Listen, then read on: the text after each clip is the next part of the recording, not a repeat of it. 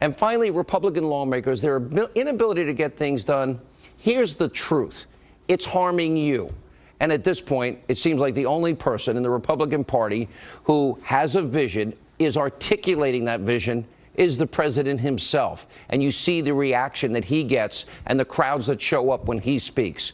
And earlier this week on the Senate floor, after returning to Washington from his brain cancer diagnosis, Senator John McCain made these comments.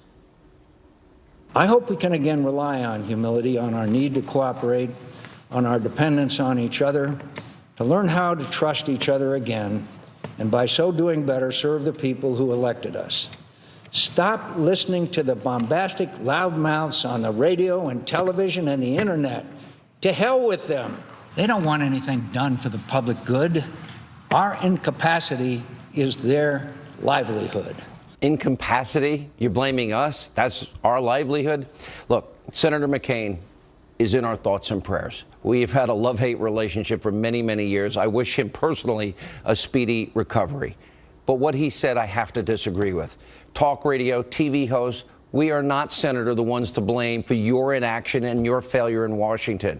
I have for years on radio and TV been offering up conservative solutions. 2013, late 2013, I offered the Conservative Solution Caucus.